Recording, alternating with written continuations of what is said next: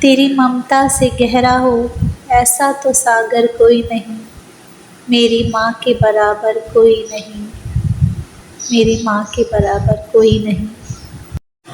جنت تو نہیں دیکھی میں نے، پر ہاں ماں کو مسکراتے ہوئے دیکھا ہے۔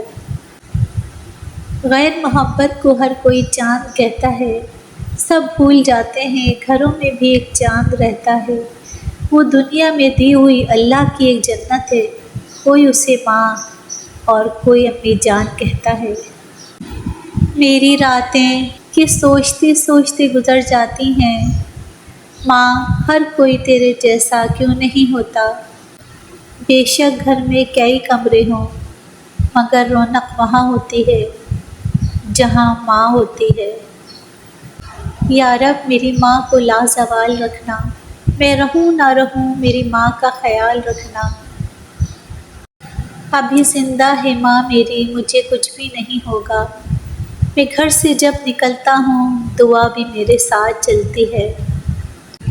اے اللہ میری اتنی اوقات نہیں کہ میں آپ سے جنت مانگوں، لیکن میری جنت جیسی ماں کو ہمیشہ سلامت رکھنا۔ ماں نہیں تو کچھ بھی نہیں، اے میرے اللہ سب کی ماؤں کو سلامت رکھنا، آمین۔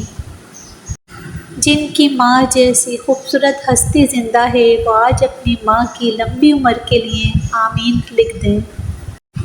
دنیا کی 3 خوبصورت عورتیں، میری ماں، میری ماں کا سایہ، آئینے میں اس کا عکس۔ ماں کے لیے ساری دنیا چھوڑ دیں، مگر دنیا کے لیے ماں کو مت چھوڑنا۔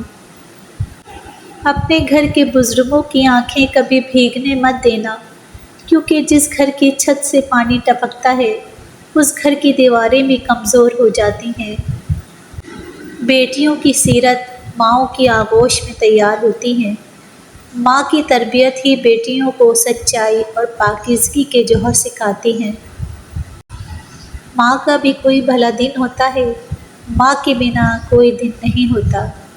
نبی پاک صلی اللہ علیہ وآلہ وسلم نے فرمایا، ماں کا حق ادا کرتے رہو، قسم ہے اللہ کی اگر تم اپنا گوشت کاٹ کر اسے دے ڈالو جب بھی اس کا 1/4 حق ادا نہ ہوگا۔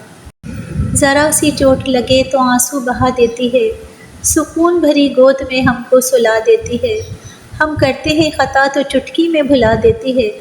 مت گستاخی کرنا ہے دوست اس ماں سے جو اپنے بچوں کی چاہ میں اپنا آپ بھلا دیتی ہے۔ ماں باپ کی دعائیں تسبیح کے دانوں کی طرح ہوتی ہیں جو اپنے بچوں کے حق میں ہر وقت ہر پل تسبیح کے دانوں کی طرح چلتی رہتی ہیں۔ اللہ پاک یہ دعا مانگنے والے ہاتھ ہمیشہ سلامت رکھے، آمین۔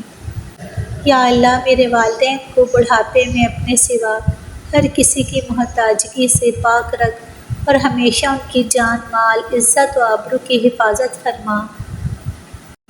اچھے سلوک کی سب سے زیادہ حقدار تمہاری ماں ہے، اللہ میری ماں کی ہر تکلیف اور پریشانی دور کر دے، آمین۔ ماں سے محبت کرو کیونکہ ماں کی پریشانی دیکھ کر اللہ نے صفا مروہ کو حج کا رکن بنا دیا۔